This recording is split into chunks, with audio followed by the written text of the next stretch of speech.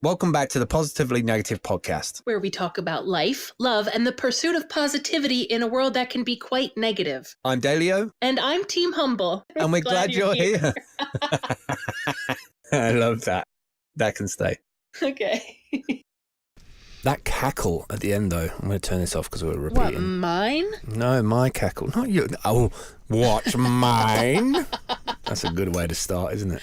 Well, that was like cute for the first it's getting a bit 6 or 7 times, and now I'm like, it's funny how you get over like content real quick these days. I'm Team Humble, and I'm Dalio. I'm Team Humble, and I've had too much sake, and this bill is too much, and I should never come here again because I'm drunk and inebriated and think I'm a smart ass. Such a stupid. Yeah. It's such a stupid joke, but I think we didn't do it intentionally. I think we actually screwed up when we were recording that because when I was reading the script. Yeah.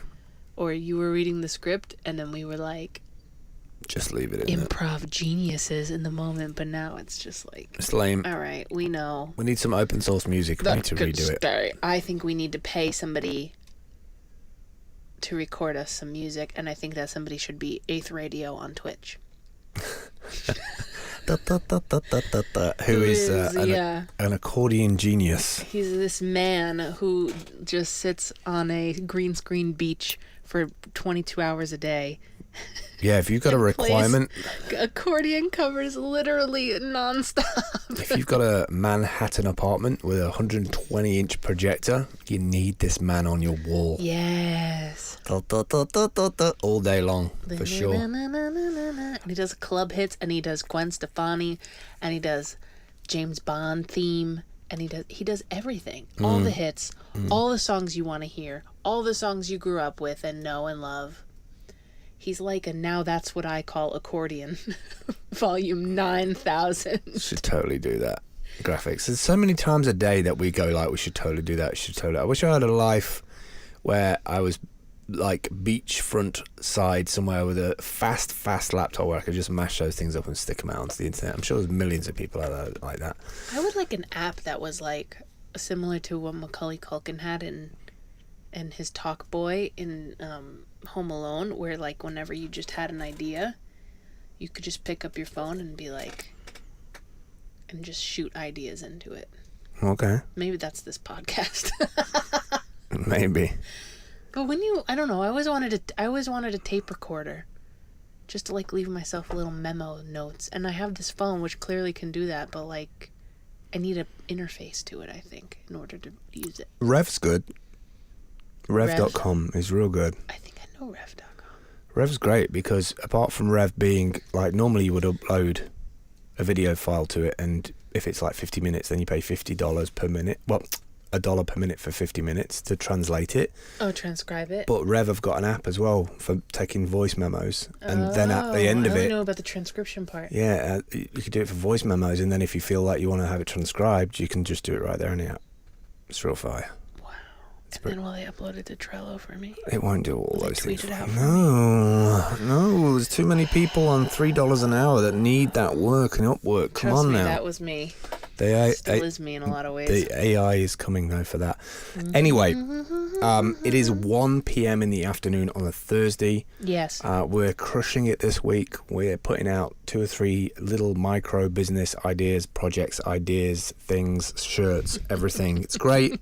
It's a little bit overwhelming, but it's great. We got websites, we got t-shirts, we got this, we got that. We got the guy with the watches in the side of his trench coat. We got hobnobs, we got sweet potato life going on. Beets. We got beets on deck. We could do with some feta cheese, but like, so the big news, before we go down like the food avenue, the big news this week is that Anchor is shutting down. No, that's not true. Wow. But it might as well be true because Anchor has just got into bed on a one night stand situation with Spotify. I don't know if it's a one night stand.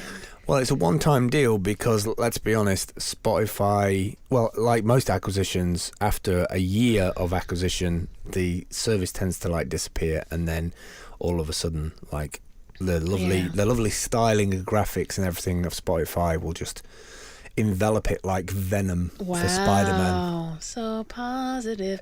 Yeah, it's more like an absorption than an acquisition. Yeah, that's what it is. That's what startup is. It's like, you're on our page, I'm on your page. We should totally work together. That's right. And a year later, it's like, do you remember when you had a startup called Anchor? No more. It is gone. This is not the startup you're looking for. It's a bit like when Aragon walks into the mountain and then all the ghosts appear. And it's like, we're all previous startups that have been acquired. Yeah, and like the heart and soul, like core of the team, they're like, they've already started another startup because they're meeting up at pubs and bars afterward. Devs and, all willing to fight for whoever's being acquired at the time. So I mean, it's look, it's a good deal for Anchor. I'm pleased for you. I know you pivoted, you did loads of things, you spent millions, people were getting twitchy, you had to sell, you had to make some money. I get it. 400 million, whatever, you can go off and you can make another startup with another idea that you heard on the subway. Great, awesome, proud of you. Community normally gets a bit of a raw deal in this situation, so start your clocks now if you are an Anchor user. And I'm only saying this because nobody's got back to me about the sponsor button, so I'm mad.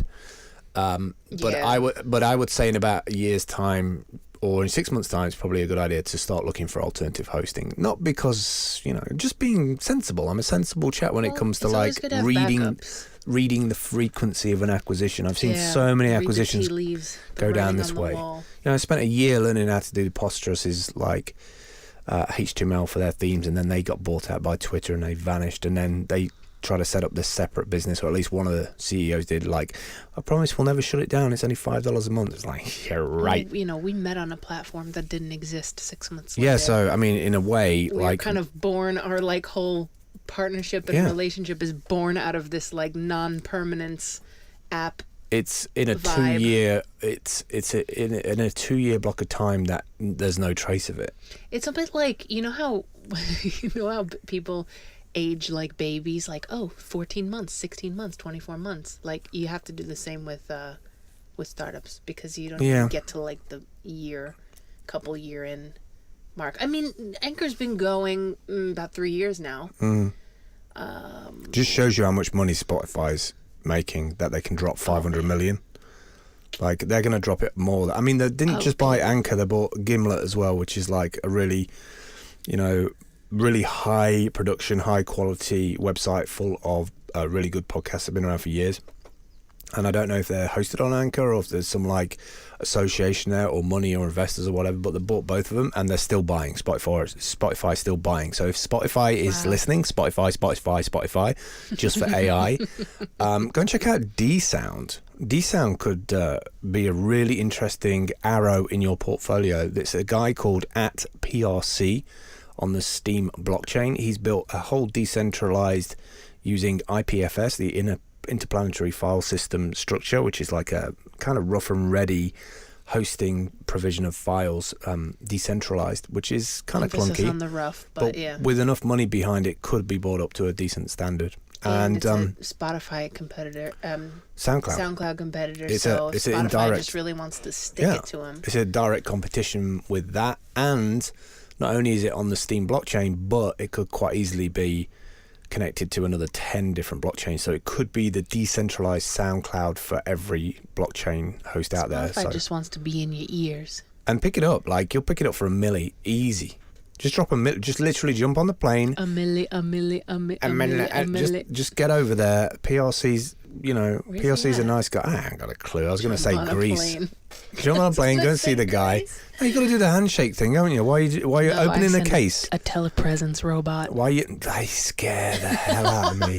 Actually, no, I'm going to do it the McAfee way. I'm just going to mail a mask of my face to somebody else. You're going to do it. The McAfee way to me now is buy a boat 3 flights deep with 6 months worth of booze on it. Yeah. He must be drunk every night because he's in a bar every night. No, he said straight up, if you're not following John McAfee's political campaign, he's running for president 2020. He's been very vocal about saying he doesn't expect to become president, but he's using it as a platform. And while he began his running, the United States decided that they wanted to open up a grand jury against him for not paying taxes. So he is self-proclaimed on the run, He is in exile running his campaign from the Bahamas, where he has, and if you don't follow him and his wife on Twitter, it's just like real entertaining. But he's said, we're just in a place where there's nothing to do but drink. Oh, And woe he's is got me. he's got asylum there. I know, a tropical beach and unlimited alcohol. It's just a tough life for him at the minute, but he's sending out masks of his own face, In V. a la V for Vendetta. And he has these people who are going to show up and do speaking for him, or Street be at corner, rallies yeah. and be his road warriors. And it's just been an interesting thing to watch unfold. Such a radical man. But I it's reckon literally a photo of his face on hundreds and thousands of masks, and I think knowing that's hilarious. knowing how McAfee operates, I have no doubt in my mind that he was part of a underground collective, like hacking crew, whatever. And he was like, you know what? Why are we just doing all this malware when we can set up a company to pretend to protect against this stuff? Right? We'll write the stuff, we'll put it out there, and then we'll be like, "Ooh, that's bad. We wrote a security scanner for it." Like you can be white hat and black hat. Your white hat can pay for your black hat activities. I mean, it's just genius, really, when you think about it. It's how it works. That's how I think antivirus. this podcast is going to get us in trouble one day. No, there was a deal. There was a deal that Bill Gates did with Norton Antivirus. I would have loved to be a fly on the wall on that day, because at one point they were going to include Windows Defender, which is the virus scanner, in the software, and that completely ruined Norton's kind of like whole business model. It's like, whoa, don't put a scanner in it straight away. Like, we need to make a bit of coin here. Yeah. So you can imagine that whole conversation, like, we'll give you X% of like every sale of the scanner, and they did that for about 5-10 years, and then they must have had a fallout, because then it was like, Windows Defender is now free. It's like, so it's all, that's what business is. That's why I don't do business, because I don't want to be a slimy guy in a grey suit, like shaking hands over percentages. I'm not interested in that shit. Like, if you're going to give me good rum and, tacos and stuff. Yeah, we had a rocket ship go off this morning. There's another one now. It really did sound like we were. Anyway, we're going all over the place. Sorry, Let's just close up. Let's just close White up. hat, black hat, grey suit. Sounds like a great name for a marketing agency, doesn't it? So Spotify buys Anchor. Well done, Anchor. Like, you deserve it. You've worked really hard. I know you've pivoted all over the place and you've tried to make money work here, there, and everywhere. The sponsorship stuff didn't mainly come in as fast as you thought. So it was nice that Spotify saw you and got the acquisition and all that stuff. That's really, really sweet. I just hope Anchor lives to survive longer than the year, but I'm kind of already looking around at other hosting provisioning. The thing is, with Anchor, I really like it because it's an app, and it's free hosting. So for people who are just starting out, trying to get traction. I mean, maybe they'll just rebrand because it's Spotify bought them, and they'll be Spanker. So that's a really good. It's a good. Jesus, it's a really good acquisition. Anyway, I'm really. Spanker 2020. No, I think it's fine. We're gonna get sponsors now for all kinds of weed OG sites and stuff. Send us your e-liquids. No, I don't want any e-liquids. I've got enough liquids, let alone e-liquids. Oh my god! Ow. Yeah, I think, I don't know, it'll be interesting to see. I think it could go one of two ways. Couldn't it just turn into Super Anchor because now they have like a ton of money behind them? No, or do you think it'll just be an absorption, like you said? Here's the thing, right? It always starts out like this. There's a couple of guys from different teams get together and they do their bit like their Ned thing from Steam, their vision and values and all that sort of stuff. That's like business speak for, like, this is our pontification manifesto, right, about who we think we are in the world and how we're changing things. And I get why you need that. Businessmen with loads of money who have everything, they need to be tickled in the right places to get the money to come out of various orifices, right? I get it. It's true, right? I get it. My problem is that when it actually comes down to brass tacks, you've acquired the brand. You're basically paying 400 million into somebody else's bank account and paying off the investors. I'm sure Gary Vee's one of those investors in Anchor because he called it 3 years ago, so he's made a nice little penny off the whatever I don't know if it was stocks or IPO or whatever, but he's got a chunk of change out of that. So expect Gary to be launching a new business because that's how he operates when the money comes in, new business. So the problem lies in that you've got two businesses with totally different timelines of rollout. So Anchor's probably got a bunch of features. Spotify's like release schedule is crazy because they've got like liquid money coming in. So any vertical or industry or brand that wants to get into bed with Spotify, they're on it. They roll it out. It's done, dusted. Like, it's aggressive, right? Just an aggressive culture. When you get into a startup or a corporation with that structure, like it no longer becomes about the legacy of the community and how they watched Anchor grow from this idea into this like very nicely designed, and then a new app and then a new app. Like the community always gets a raw deal because, you know, you're using it in and out. It becomes familiar, like Pepsi or Coca-Cola or a McDonald's Filet-O-Fish. You know, like you can rely on it. You know, like it's one of those things you can always go and pick up. It's like it's always there. But when you're acquiring businesses, it's just numbers in a portfolio, and after a while, that's like, we'll sell that, or we'll just bleed it in, and all of a sudden, I'm sure they'll use many of the features. I'm sure the app will go on for a little while, but normally it's about 12 months until they shutter it, just so that the community can slowly move away. Or don't get me wrong here, like there's a massive opportunity for us as podcasters, because all of a sudden we're going to get more exposure from Spotify's network, which is great. I just hope Spotify algorithms are a little bit more open to, you know, all voices rather than the most popular voices, because I still think that is an issue that we have globally, is that there is some great voices out there like ours that don't get the semblance, you know, like we're trying to eat here with soup, ramen, anything you want to send beats, to us, but they're only gonna last so long. We have beets and crackers, but we need some feta cheese on that shiz, you know. And a Tesla. That's Tesla. Tesla. I'd like a Model X, please, Tesla.com. so I can live in it. Enter promo code positively negative for 10% off your Tesla. So it's been a busy week. I mean, the positive is that we're crushing it. We're crushing our intention, the themes and stuff. Yeah, I think I felt so hyper focused end of last week coming into this week. I've had like sprints on sprints on sprints. I feel like, and not only that, like, I think we've been starting our days earlier and we've been ending our days later. Yeah. So in some ways it does feel a little bit like we're burning the candle it's like a 5-way candle and we're burning it at every end. That's the way it works though, right? Middle. But it feels good. And once you see the output, like we were talking about our new t-shirt site. Mm-hmm. When I went and counted today that it was 222 individual mock-up files that I had made for all the different SKUs of all the different things that you helped out massively on the back end getting that all set up. Like just the sheer volume of that hits you, even though it's a grind in while you're doing it. At the end, it's like, whoa. You see, I really like. I mean, from an ecological sustainability point of view, printing T-shirts and stuff is probably not the best thing in the world. But what I really like about Printful is it's a SaaS, so it's a service. I can never remember the rest of this. Service, something as a service. I can never remember.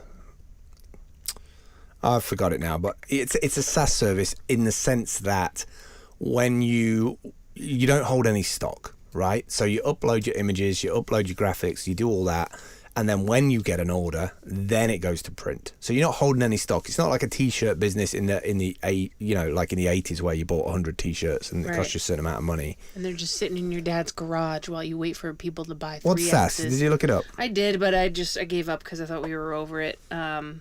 I keep forgetting. Something as a service. Something as a service. I can never remember what it stands for. Typing.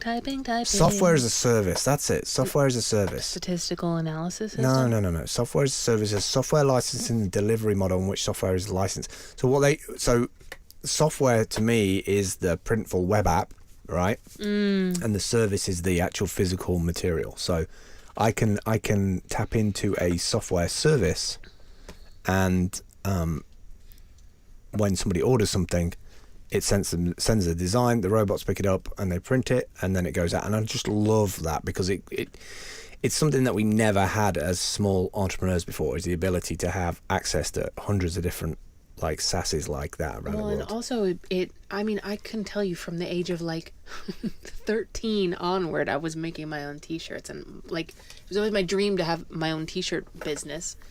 And I even like tried to start one up with friends a couple times. but I could never get around the part that I needed like a fund to start with, because you need to buy product, you need to buy like there's always an amount of overhead, there's always an amount of money that you need. You have to try to be predictive of what sizes and colors you think are going to sell, where maybe in terms of like ecology this really is a better way, because you're only what gets ordered gets printed. Nobody's just sitting on 100,000 t-shirts with something that you and your friend thought was funny Right.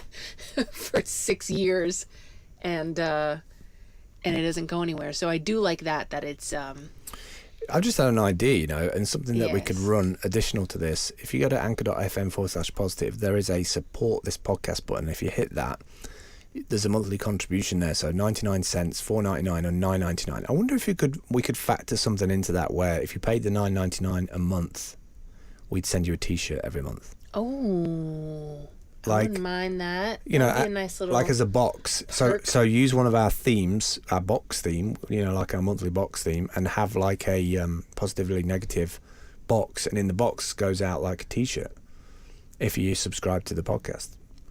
I kind of like that. I mean, this is what it opens up now, is that businesses are completely changed now. They're mobile. You don't need a business property. You don't need to be in the high streets. Probably why a lot of the high streets are dying in the UK is that the rent is too damn high. The landlords just think of it as property, as a number in their portfolio, their property portfolio. And why do I need a space? I don't need a space. I don't need a space because I don't hold stock anymore. Yeah. A distribution warehouse somewhere sends that stuff out. Even though this morning the Akodo food place is up in flames. I hope everybody's all right and safe around there. But like, it just goes to show that you can run these businesses remotely. You can run. There's a distribution system out there to do it, and I think that's going to get bigger and bigger and bigger. Is like people who can manifest like these ideas. If you're a creative now, it's easier to manifest your ideas than it ever has been, I think. Yeah, and it's cheaper. I mean, literally, faster. some of the stuff we've been working on doesn't require a lot of code to get to what we want as an outcome. There's a few bridges. Like, I would really love for somebody to code us. So if you are a coder out there, listen to this. I would really like somebody to code us a price conversion in real time from multiple exchanges, like 10 exchanges, for an average price of Steam into fiat currency, be it GBP or USD, so that we can pass that to Stripe, so that people can pay us in Steam to the price of the shirts. All the shirts are pretty much $22, so we need a conversion tool to work out the Steam price right now, take that Steam, and then what we're going to do is we're going to pay for the shirt in fiat, and we're going to leave the Steam power in the Steam account. That's the game here, is to... Yeah. This is what we've been working on, is not only like a theme site, but also a business, a micro business for encouraging people to onboard and be retained in Steam, but also showing how to make a Steam business. Yeah. So just to be clear, we're talking about two different things. We're talking about we've always sold t-shirts through Gumroad. Correct. But when we decided to start making a bunch of website themes, we were like, well, we should make a t-shirt website theme. And then that idea became, we need to redo our t-shirt website theme. That can be the theme. And then we ended up making a million mock-ups and 18 redoing everything. So yeah, both projects are related, but they are separate as well. Right. But both except Steam. Right. The t-shirt site and the and if you want to buy a website theme. and we should mention this, and this is where the positively negative bit comes in, is that there has been negativity in the last 3 or 4 months about Steam blockchain. People were panicking, whales were selling off, like price stuff was happening, Ned was selling a lot of his Steam. There's a general sentiment with the bear market, which is now like 12-13 months in effect, like we're not seeing the price go up, like there's market manipulation, there's a lot of bad sentiment out there. And I've been listening to a bunch of the forums that Pensive, a guy on the Steam blockchain, does every Thursday night, and we're going to be on one tonight, about the sentiment that if we don't bring money into the Steam blockchain, the rewards pool is, in X amount of years, there will be no money in the rewards pool. We can't keep on bleeding the rewards pool dry for our posts and stuff that we post on there. So we want to be part of the group of people that bring money in to the Steem blockchain, but also if you do the work and the homework and read up about the Steem blockchain in terms of its inflation matrix year on year, it's actually a damn good investment. Like, there's nothing out there I can see as for the general public, and especially for me and Dale, because Dale lives in America and I live in the UK. Like, there's nothing for us in a shared relationship situation where we can invest in something and both get access to it in real time. Right. Not that we're giving you any investment No, advice. there's no investment advice. We don't know what the hell we're talking about. But I know with, that. But I know right now, I think it's about somewhere between 7 and 9% a year. So like, if you're putting money, and I'd heard about something that Oracle D was talking about, and it really started to resonate after he said it 2 or 3 times. I think the more he says it, the more it goes in, about the fact that if people are holding that, like, he's got clients where if they're holding that in Steem, then all of his marketing services are free, right? Instead of him charging them a fee, right, the longer they hold that, the more he can use it, because he can upvote other people's stuff and whatever, right, with that Steem power. Because it's got an inflationary return on it every year, so you can kind of work out from that how much of that inflation you can use to upvote. Skim off the top, right? Yeah, right. And it's all in one nice place, and it's 0 transactions, and it happens in 3.5 seconds, and it's reliable. It's damn reliable. Yeah. It's not like some bank middleman Swift card getting leaked situation with the big banks. It's like zero fees. Zero fees. Massive. Picture the words "zero fees" in blinking neon on the side of the road, just trying to get you off of that centralized highway onto that little side road where there's a little diner and it's blinking "zero fees." Yeah. Come on in, we have pie. Yeah. Like, really. Is it Raspberry Pi? Oh, baby. He's got technological jokes. But we always do talk about that when we get charged fees for PayPal transfers and this and that. It's like, it's ruined us for centralized money systems, because you get a little spoiled by instant 3.5 second 0 fee transactions. Also, when you're living like with not a lot of money, a $2 or £2 charge is the difference between like certain food items or the minimum withdrawal is like £10. If you're just sending £10, like all of a sudden turns into 8, you can't get it out of the bank machine. Like, people don't know that because people are just a lot more well off and probably educated than us, but scrabbling down at the bottom of the barrel like we have been and continue to do at times, it makes a difference. Yeah, it makes a huge fucking difference. Well, what's $2 is an insanely large. I've been brought up by my grandparents, like, who dragged me over a space of 2 or 3 hours on a bus to find the cheapest can of beans. So when it comes down to transaction fees, I'm like, what's that for? PayPal, you've been here 2 decades and you're still asking for $2 here and there.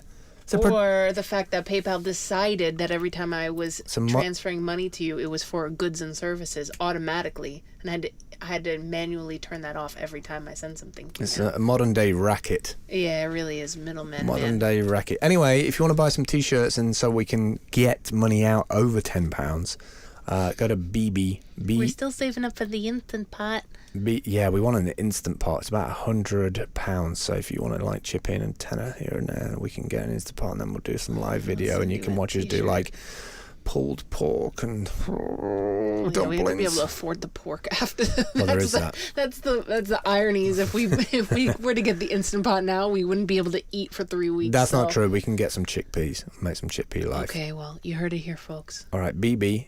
BB. If you want a t-shirt. Steamcasting is something that I'm working on at the minute. I'm really excited about doing. You just running through the notes. This is my positivity this week. This is what's kept me positive. I can be negative if you like. I can forget all of that and talk about some negative things. How's climate change for you today? 410 million. All right. Yeah, 410 million atmospheric. Saying. Yeah. I think there's a glacier that's calving, isn't there? Yeah. 93 meters high will be the water. Right. You don't have to switch on me like that. I'm just negative. saying. You want some negative? I didn't want negative. I just want to. What do you want? I want a conversation. What do you want? I'm having a conversation about the stuff that I'm positive about. Okay. So we're not doing that now. No, we do. Oh my gosh! I'm annoyed now. Don't be annoyed. Stop. Stop, collaborate, and listen. I just think of like MC Hammer in his pants when you say that. I don't know why. But that was Ice-T though. I know, but okay. like, stop, and listen. I don't know why, but like, I just get, I don't know, You my just wanna brain. do the hammer dance? My brain's rewired at that point. Okay, so Amplify Steam is a project you've been working on. I know you've been working really hard. Amp Steam, yeah. Yeah. Yeah, Amp Steam is more about, I put loads of stuff out. It gets lost in the ether a little bit because everybody else is like doing stuff, and I just wanted a landing page that had that on there. But I also wanted to use a lot of the services that I've accrued and become an advocate for over the years. Like I'm a guarantee. That's not guaranteed, but it's I'm a life member of like Wistia, and they've got a great video tool, an enterprise solution tool, which is like YouTube but for like high end business. And I've got an account on there, and I don't use it. And I don't use those features enough on there. Like the SEO stuff is super fire. Like it's as soon as you get like subtitles translated from the video, you can press the space bar while you're watching it and start typing, and it will jump to those words in the video. Like it's fire. Yeah. And so it got me thinking like, oh, so one of the biggest problems with Steam is finding information. Like you can dig around on the Steam blockchain, but it's like people don't want to do that. People are used to going to YouTube, doing a search. How do I fix this? Bang, there it is. So how do we do that for Steam? Well, we can put a load of stuff on YouTube, but also I want to find a way to collaborate with a bunch of people so that they can put their videos in this Wistia player as well, and people can search for certain keywords and find it in that big playlist. So a centralized landing page for the stuff that we're working on, and then there's like a little schedule in there for Steamcasting, which is this 24/7 like MTV for the Steam blockchain, if you like. I should call it that, MTV for the Steam blockchain. And then obviously our card site. So there's been 3 big projects that I feel like they're big projects because it kind of ties up a lot of the thinking that we've had in the last couple of months, and it makes me feel like I'm doing something productive, shaping something bigger, you know? Well, it's also I feel like it's also the structure and the framework for, like, I think this is what you really are getting at, that whenever we have an idea, it invariably plugs into one of those 3 things: a website, a business like that's run on a website, an idea for media making, an idea for live streaming.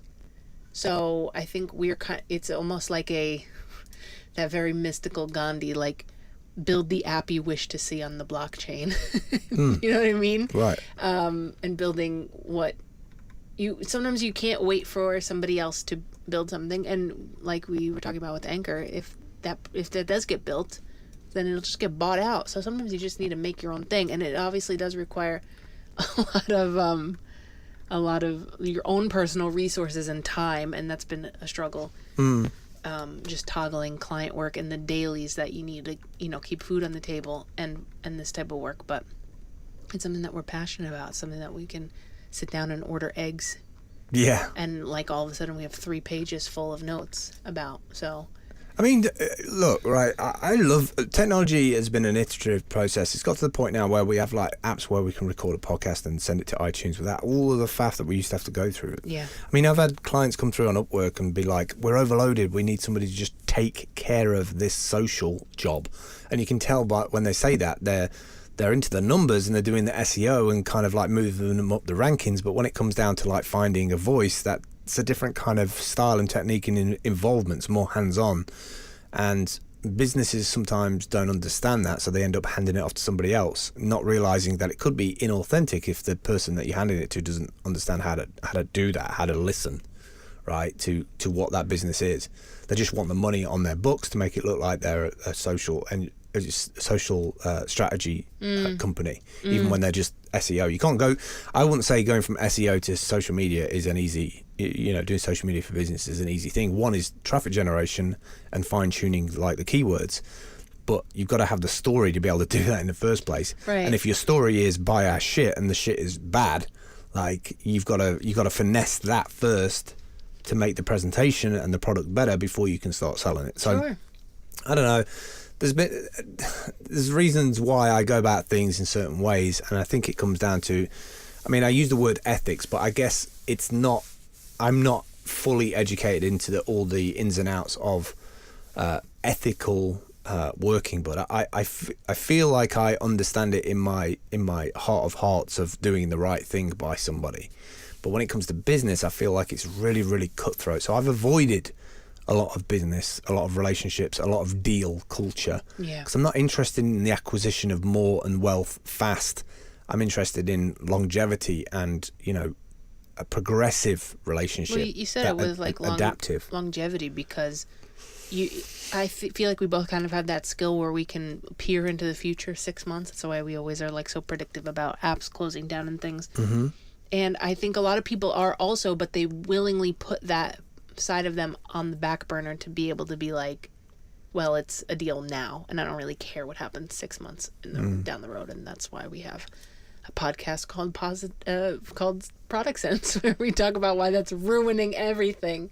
But I don't know. I think you and I we like to be adaptable, and we like to pop around and work on a whole bunch of different things and not let things go stale. But there's also like a level of permanence or legacy that we always look for in our projects, or that we want to establish in our projects. And I don't see that in a lot of like what you call handshake culture. So yeah, that's a good roundup there. I mean, it's 35 minutes in.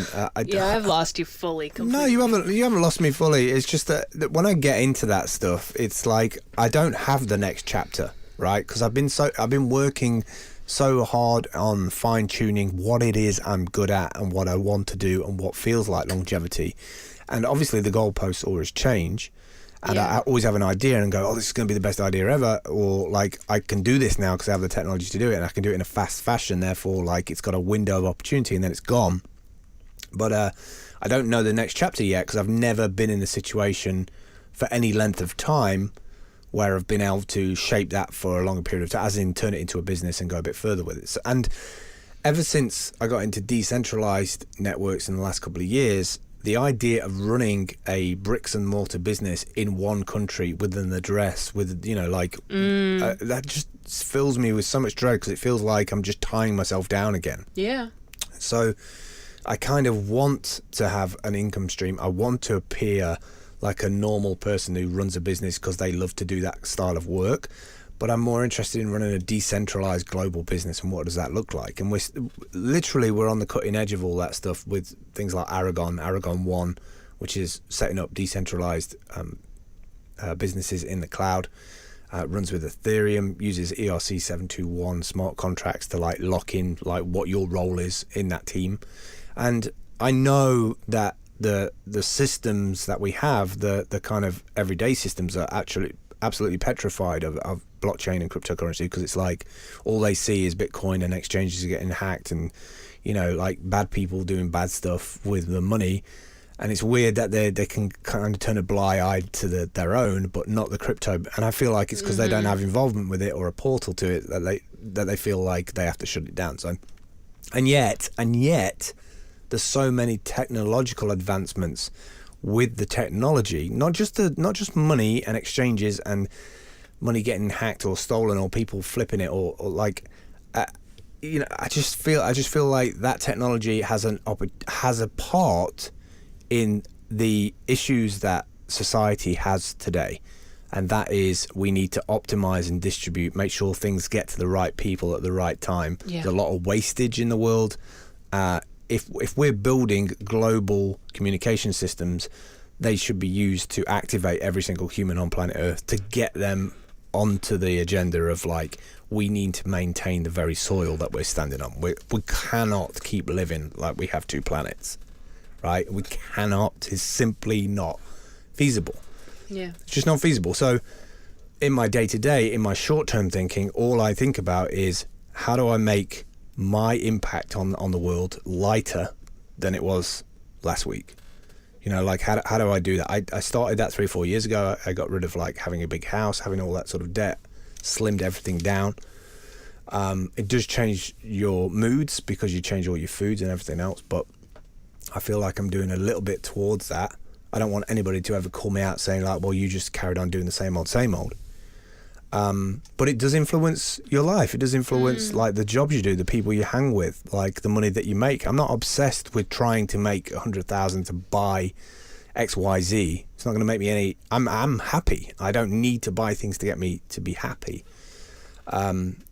but the oxymoron with that is that my positivity and energy for like these tools enable me get impacted by the negativity of I don't know for how long they will last.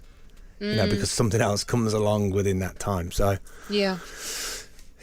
So it wasn't that I was you'd lost me. I was kind of being reflective about what we were talking about, really, because you know, I'm excited for Anchor. Like, obviously they had a team full of people working on that product. They made a lot of pivots, they spent a lot of money, they wasted a lot of money, they burnt a lot of runway. I don't see many things coming out from startups about we fucked up, we did this wrong. If you're running a startup today, don't do this.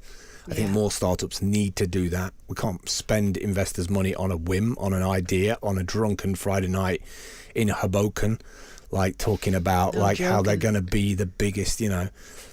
You got lucky. I've always said that there needs to be like a better business bureau, something that we have in the States, of startups. Like or like a Yelp of startups. Not where like any jerk can just go on and write a review, but like there needs to be some type of accountability that we all agree on. It's that easy. It's that easy. I've got the gold standard. I've got the legendary weapon. Oh boy, legendary. I've got the legendary Fortnite business manager in the world. His name's Frank Abagnale. Yeah, dude. Get Frank Abagnale building the Better Business Bureau blockchain decentralized motherfucking business center We needed more of the bees world. in there. It was the blockchain Listen, that was missing. If Frank can fly around the world on a jump seat, I know.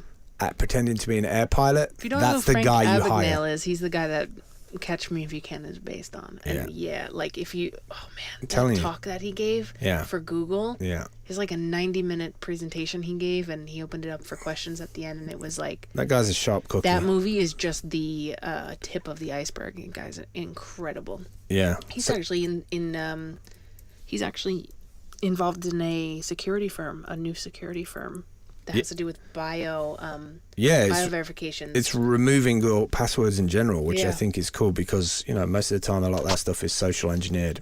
Yeah. But this guy, not only is he a cheeky chappy, he's very much like, his face says everything to me. He's like the Gandalf of the security world. Frank William Abagnale. He's now 70. He was born in Bronxville, New York. Criminal charges: fraud, forgery, swindling. 12 months in French prison, 6 months served. 6 months in Swedish prison. 12 years in US prison, 4 years served. Got 3 kids. American security consultant known for a background as a former con man, check forger, and imposter between the ages of 15 and 21. Became one of the most notorious imposters, claiming to have assumed no fewer than 8 identities, including an airline pilot, a physicist, a US Bureau of Prisons agent, and a lawyer. From 15 to 21? Right. Could you imagine if everything that you did from 15 to 21 was everything that people know you by for the rest of your life? Kids, think about this, right? You can either be like Frank Abagnale or get on Facebook at 15 and tell everybody about your trials and tribulations, which will be fully searchable for the rest of your life looking for jobs. Wait, which is the positive? What I'm saying about that is... Which is the good move, because I don't see it No. here. What I'm saying is you can have a life best served that serves you, or you can serve a life that doesn't serve you. That's what I'm trying to get at. I know there isn't a right and wrong, but what I'm saying... It sounds like you're trying to convince 15-year-olds to become check forgers. Working for Frank Abagnale, yeah. Oh, okay. Yeah, that's the missing part. Sorry, I missed that bit. Now, I'm not telling everybody to become like cyber criminals. No, that's not what I'm saying. I'm saying that Frank, when he was 15, came from a different time. All right? Oh, yeah. He came from a different time. Frank now, on the flip side of that, he's probably still dodgy. He's probably putting money into all sorts of stuff. But like the fact that the governments of a country did him a deal, should have been 12 years in prison, ended up doing 4. Yeah. That's somebody who they hire because he knows how stuff operates. And what I'm saying is, instead of walking around thinking that you might have a talent or skill and just being like reckless on Facebook and feeding that machine and letting them leak your data and passwords all over the internet. Yeah, and your talent, because your talent is bringing traffic and eyeballs. So I said it all completely wrong. I'm just really excited about Frank Abagnale because I just think he's a real great guy. I think he is too. And if you have a chance, just Google his name, or just like search his name on YouTube, and this like hour and a half talk will come up. It's great to like just listen to while you work, or Best thing to do is to watch Catch Me If You Can, 2002, with Leonardo DiCaprio. Regardless of what you think of Leonardo DiCaprio, he's really good in that. And then watch the Google thing after it. Sure, yeah. 'Cause it'll make that's sense. assuming you've seen Catch Me If You Can. But yeah, it does bring in a whole nother dimension. I want to watch Catch Me If You Can again. It's happening. I want to watch it too. It's happening. Can we watch it? We're watching it tonight. All right. And Tom Hanks is in it. So, like, do you need me to sell it anymore? Yeah, guaranteed win, Tom isn't Hanks it? is in it. So, what are we saying? Let's sum it up. Number 1, buy a t-shirt on BB. Yeah. B number 2, we're launching B number 2? A number 1, B number 2. I don't know the why. hell? I don't know. What are we doing? Landing on an airfield somewhere at San Francisco? You're all clear to land A1 onto B2. A1 to B2. Roger. Do you know they had to rename certain runways because the magnetic north is moving 30 miles every year? What? Yeah, they have to update the GPS signal. Oh, wait, the coordinates? Yeah. Oh, no. And it got to the point that the thing had moved so much that they had to rename the runway at a certain airfield because it practically was facing north now to their GPS or whatever. I can't remember. But every year, changes. the magnetic pole is getting closer to Siberia now. But aren't they gonna swap? No, that's a different thing altogether. That's the magnetic fields. Yeah, there is a potential for it to swap. Yeah, and then GPSs are all broken. All I'm saying is, buy a t-shirt while you can, folks. Yeah, sum that up. So go on. Okay, 3B, 3C. Maybe no. The main. here's why we're a bit fragmented is because we're working on a bunch of different things. Yeah. Amp, Steam, live stream, cool teas. What are you doing? Websites, please. I don't know. Steam, Steamcasting, BB, ihas.car.co. We've got 3 projects that are going out this week. The fourth one, the shirt, we've been doing that for a while, but like all of this is because we're trying to bring money to the Steam blockchain. We're trying to keep busy. We're trying to do podcasting. We love doing stuff on Upwork every day. We love podcasting. We haven't found our voice necessarily yet, but it's slowly coming together. Are you asking me or are you telling me? Why is it always about if I will? No, what is it? That's our voice. Our voice is moaning and bitching at each other. Why is it that people are always constantly pushing me to collaborate? Like I'm the one who doesn't collaborate. Yeah, I feel it. I feel like people are like, look, I run at a certain tempo. Yes. I'm not going to slow down. Oh, that's what it is. I'm no one can keep up. That's no, it's what not it about is. nobody can keep up. I'm selfish in my acquisition of time. Like I'm getting older. Like I want to get as much in as possible. If you run at the same tempo and frequency, and you want to collaborate together, and you think like we're on the same journey together, and I don't mean in like a Spotify and Anchor way.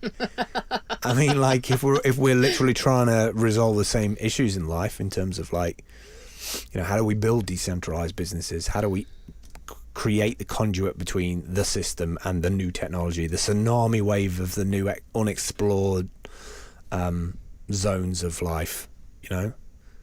I'm up for that. Like let's get together, let's work on stuff, but I do feel like sometimes people are like, why are you not friendly? Why don't you collaborate? Why don't you like do these things? I feel like we have this weird sheep culture, you know, where it's like, you're the black sheep. I don't like it. Yeah, but being a black sheep is also becoming its own little brand, and then everyone's going to be a black sheep, and then that's going to be the new white sheep is the black sheep. Don't go to the outro. I see you moving the mouse. I'm not going to the outro. I was having a look at Frank Linton. Jesus Christ. Listen, don't go to the outro. He was ready. I saw, like, you know, in the cartoons when the hook comes. You can support the stage and that hook comes and yanks him off stage. I think I might have accidentally played the outro there. Sorry, my bad.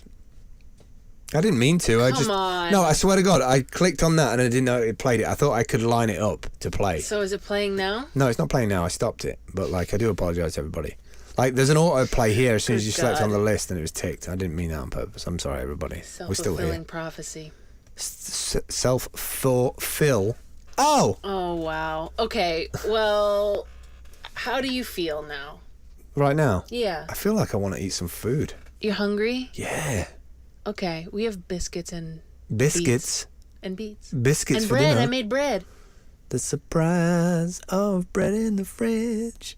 And we thank you for being here. Yes. And we appreciate you maybe like putting up with our chaotic energy fields. We literally sat down today at breakfast and we scheduled out the entire day to the minute. We did. And we're just stepping through that today, and we are glad that you're here. And we are going to record our second podcast, I think, in a little bit too. So check that out. That is Product Sense. And thank you for being here, and we appreciate you. And write us a message, man. Yeah, do that. Leave us a message on Anchor.